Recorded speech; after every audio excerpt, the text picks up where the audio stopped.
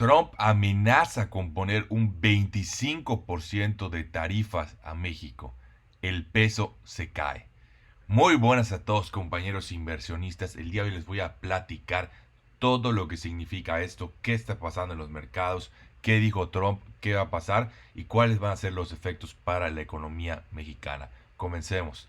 Bueno, lo primero que hay que ver es que la noticia que salió ayer es que Trump aseguró que el próximo 20 de enero, es decir, cuando tome posesión, una de las primeras órdenes ejecutivas que va a firmar va a hacer todos los documentos necesarios para cobrar a México y a Canadá un arancel del 25% sobre todos los productos que ingresan a Estados Unidos.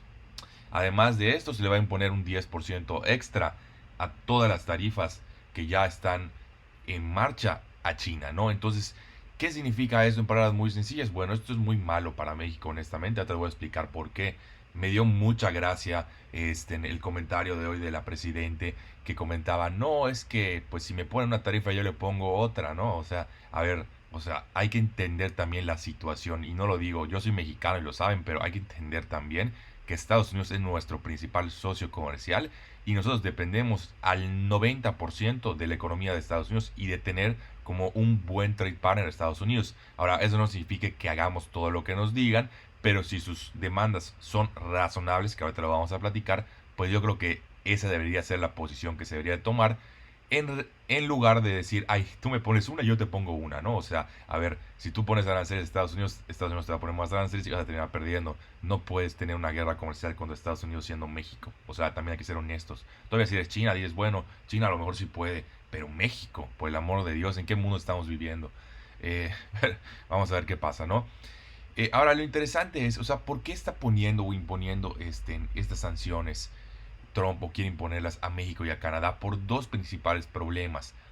El primero es el de la frontera, ¿no? Que dice, es que la verdad es que México tiene las fronteras abiertas, ha dejado pasar todo el flujo de Centro y Sudamérica a Estados Unidos, lo cual es totalmente correcto, ¿no? Entonces, lo único que le está pidiendo a México es que controla sus fronteras, que no lo veo como nada irracional, ¿no? De hecho, se me hace hasta algo lógico. Pero bueno, y el segundo punto también es el tema de las drogas, ¿no? Específicamente el fentanilo. Como saben, gran parte del traspaso de las drogas entra por México a Estados Unidos. Entonces también lo otro que quieren es evitar eso, que también es algo que debería de controlar México, ¿no? Y que tampoco lo veo irracional. O sea, las dos peticiones que están haciendo Trump se me hacen hasta lógicas, ¿no? Es decir, dejen de pasar droga y dejen de pasar gente que no es del país. O sea, algo que se me hace hasta lógico, sencillo de implementar. Y la verdad se me hace muy raro que Sheinbaum tome una posición de, yo te voy a poner otro arancel. Digo, vamos a ver si lo hace, obviamente no creo que se atreva. En lugar de decir, está bien, vamos a controlar la frontera y vamos a controlar el tema de las drogas. Es algo sumamente lógico, pero bueno, la verdad, en este caso yo creo que Trump está haciendo lo correcto para su país y yo creo que Sheinbaum no está haciendo lo correcto para su país, obviamente hablando en estos términos. Ahora, otro tema muy importante, aunado a esta noticia, vemos que HR Ratings cambia la calificación de México, ¿no? ¿Qué es la calificación? La calificación en palabras muy sencillas es un puntaje, si lo quieres ver así, porque está en letras, pero es un puntaje que obtienes que le dice a los inversionistas de manera indirecta eh, qué tan seguro es invertir en tal país, ¿no? Entonces, mientras menor tengas la calificación, le estás diciendo a los inversionistas, oye, cuidado con este país porque es más inseguro por X, Y o Z. Y esto genera obviamente que no inviertan en el país, que no compren tu deuda, etcétera, ¿no? Entonces trae bastantes problemas, no solo en el tipo de cambio, sino también en las subastas de bonos, entre otros temas, ¿no? Entonces esto es súper importante. También si el país, si una empresa quiere meter inversión en el país, obviamente mira a estos datos de estas agencias calificadoras. Entonces, aquí lo importante es que México está como un BBB Plus, ¿ok? Que esta calificación es bastante buena. O sea, hay que entender que tenemos A, o sea, triple A, triple B, 2B, B y así nos vamos hacia abajo, ¿no?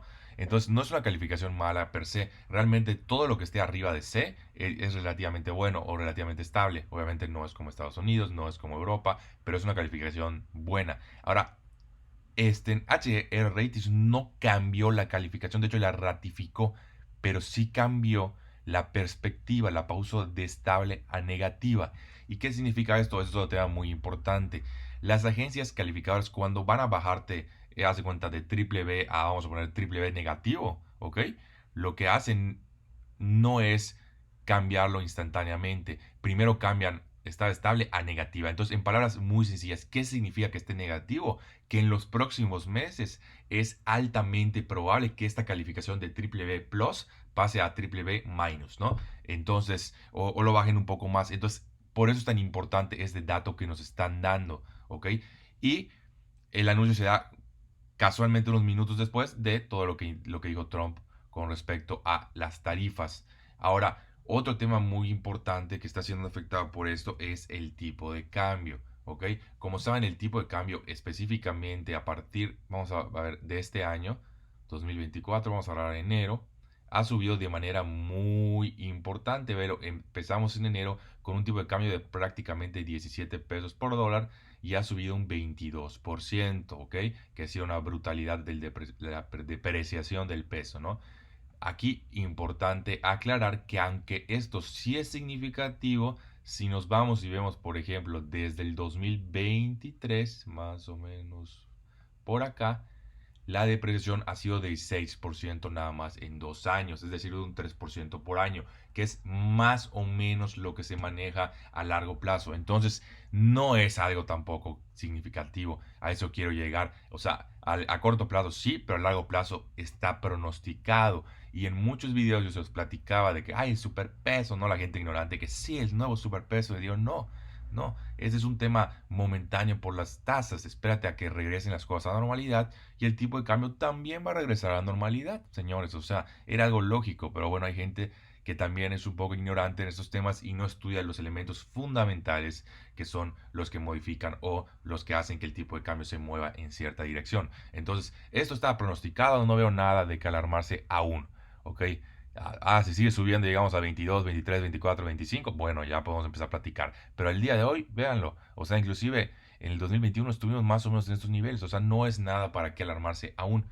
Ahora, ¿cómo reaccionó ante esta noticia? Pues sí, hubo una subida importante del 1%, básicamente un poquito más, ¿no? 1.17%, que también es algo bastante lógico. Si te están diciendo que tu mayor socio comercial y uno de los países de los que más depende te va a poner un arancel, combinado de que las agencias calificadoras están bajando tu calificación, bueno, están manteniendo tu calificación, pero bajando tu perspectiva, pues es algo bastante lógico. Ahora, otro tema importante es que estas agencias también realizan un pronóstico de crecimiento y el pronóstico de crecimiento para el próximo año está en un 1 pico por ciento, que es algo bastante malo para la economía mexicana. Como les había comentado en el video anterior que platicamos acerca del presupuesto de 2025, uno de los problemas que ha estado teniendo México es que el déficit ha seguido aumentando año con año. De hecho, este año va a terminar casi al doble, que es una locura. El déficit básicamente es el dinero que se gastan, que no tienen, en palabras muy sencillas, entonces lo tienen que buscar en deuda o imprimiendo dinero.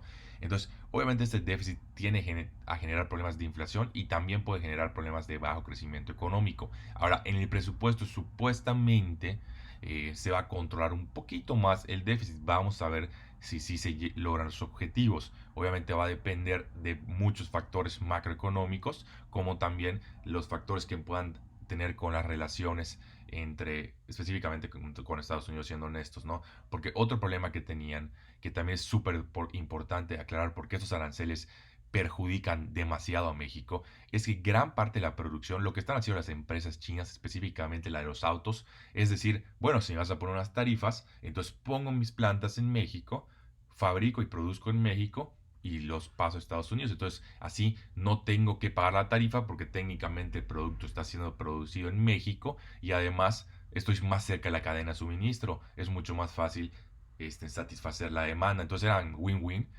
para las empresas de China, pero también win-win para México porque se estaba inyectando bastante capital extranjero en México, se estaban generando empleos, etcétera, ¿no? Entonces, este tema de los aranceles, si se llega a poner, sí es un tema importante, ¿no? Así como a veces les digo, no, esto no va a afectar tanto, o como lo del tipo de cambio, no, esto ahorita, la verdad, o sea, sí ha subido mucho en el último año, pero si lo ves a largo plazo, está dentro de lo pronosticado, lo de los aranceles sí puede afectar de manera radical la economía mexicana, y sí, sí, lo quiero decir, sí puede crear una recesión económica en México, sobre todo considerando el problema que México tiene actualmente con la deuda, con el tema de las tasas que siguen estando elevadas y esto hace que que el gobierno tenga que pagar más intereses y a su vez genera que el déficit sea cada vez peor. Entonces, si consideramos todo esto y que además se está pronosticando que la economía mexicana crezca entre un 1 y un 2% el próximo año sin considerar los aranceles, pues entonces sí podríamos platicar de que la recesión económica en 2025 pudiese ser una realidad.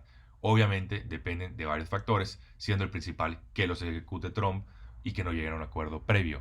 Yo creo que si Sheinbaum es inteligente, va a hacer todo lo posible para evitar que estos aranceles entren, ¿no? Es decir, en lugar de decir, hey, te voy a poner yo igual un arancelito, no, lo que decir es, ok, vamos a sentarnos en una mesa, vamos a platicar este, qué es lo que te está molestando, vamos a llegar a un acuerdo y vamos a resolver el problema como adultos. Insisto, si Estados Unidos estuviera pidiendo algo radical o algo fuera de lugar, pues te diría, no, pues tan idiotas. Pero la verdad es que las dos cosas que están pidiendo se me hacen bastante sensatas, ¿no? O sea, pedir que cierren fronteras, algo completamente lógico, y pedir que impidan el paso de la droga, algo completamente lógico igual, ¿no? Entonces, no veo ningún problema en lo que está pidiendo, específicamente Trump, y creo que Sheinbaum debería de, básicamente, en lugar de ponerse a pelear con Trump de tarifas, aceptar y arreglar un problema que no solo va a beneficiar a Estados Unidos, sino también beneficiaría a México. Porque el problema de inmigración, aunque no lo tenemos tan grande en México como en Estados Unidos, también es un tema, ¿no? Porque la frontera sur está completamente abierta y se los digo yo que vivo acá en Yucatán, que vemos cómo cada vez viene más y más gente y no necesariamente mexicana, porque bueno, también ha venido un gran flujo de gente mexicana, pero un montón de gente de Sudamérica, específicamente de Centroamérica, ¿no? Entonces hay que tener mucho cuidado porque al fin y al cabo las, ¿cómo se dice? Las borders existen por una razón, ¿no? Al fin y al cabo, cada país tiene su delimitación, nosotros pagamos impuestos y lo justo sería que los mexicanos sean los beneficiados de los impuestos pagados por los mexicanos, ¿no? Estaría un poco raro que nuestro dinero que estamos pagando en impuestos se utilice para ayudar a otros países, sobre todo considerando que no estamos en un lugar para ayudar a otros países, ¿no? Si me digas, es que somos la potencia mundial y nos sobra el dinero, bueno, pero México no es ninguna potencia mundial y no le sobra el dinero. Hay suficiente pobreza aquí y suficiente gente que necesita ayuda, suficiente cosas que mejorar como para decir vamos a estar regalando el dinero a otras personas. Pero bueno, es todo por el video de hoy. Como siempre quedamos al pendiente y nos vemos en el próximo.